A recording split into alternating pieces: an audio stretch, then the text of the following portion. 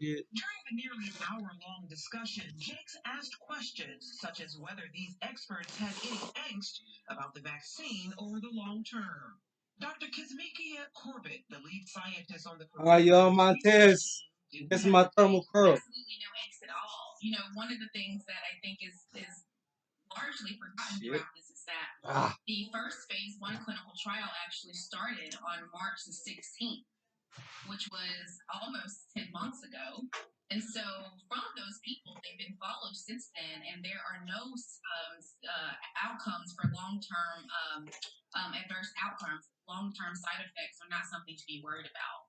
Much of the concern among blacks dates back to the Tuskegee syphilis experiment, a 40-year government study involving hundreds of black men.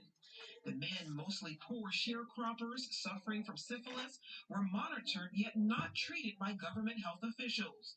Many died, went blind, or experienced other severe health problems. Dr. Anthony Fauci admitted the skepticism is understandable. It's a shameful history that we have to just deal with. So whenever I talk to my African American friends and colleagues about getting vaccinated, you always have to show respect for their skepticism and then try to get them to understand why it is safe, it is effective, and it is good not only for your own health, but your families and your community. Jakes explained while hard-hit communities of color desperately need the vaccine, access and distribution may be a problem. He suggested using churches and other faith-based groups as a solution.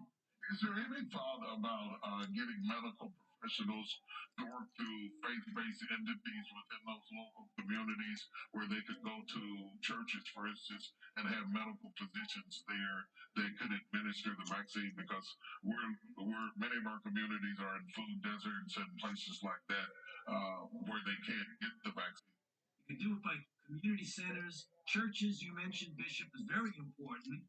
Faith-based organizations getting involved, but also mobile units to go out into those communities which are not readily accessible. In the meantime, Jakes says while his conversation provides people with education and knowledge about the shot, he also wishes to offer hope to those affected by the pandemic. Charlene Aaron, CBN News. Church is leading an important conversation. Well, today marks International Holocaust Remembrance Day in honor of the 6 million Jews who died at the hands of the Nazis in World War II. To remember the Holocaust, CBN News got an exclusive tour of Yad Vashem, Israel's Holocaust Memorial. CBN Middle East Bureau Chief Chris Mitchell brings us that story from Jerusalem. Tourists have not visited Yad Vashem for nearly a year because of the COVID-19 pandemic, yet Shaya Ben Yehuda, managing director, opened the memorial to tell its story. Yad Vashem name is coming from the book of Isaiah, the message that each of those people who perished during the Holocaust should be remembered. The memorial traces the story from before World War II through the horrors of the Holocaust. My mother was born in Germany. She grew up before Hitler came to power, but she witnessed what happened in Germany when Hitler came to power. As years moved forward, reality got worse and worse for the Jews. Ben Yehuda lost many of his family in the Holocaust. We cry for what happened to humanity. What happened to those who were created by the image of Lord. Mass murder took place on an industrial scale at the hands of the Nazis. How they took the decision to destroy lives. How they have decided that Jews are subhuman that have no right to exist. 6 million perished. Yet some stood with and saved Jews who are remembered at the Avenue of the Righteous among the nations. Righteous among the nations are non-Jews who put their own life in risk in order to try and help Jews during the Holocaust. They were not bystanders. They didn't turn their back. Yet Ben Yehuda says the lesson of the Holocaust is a lesson for today.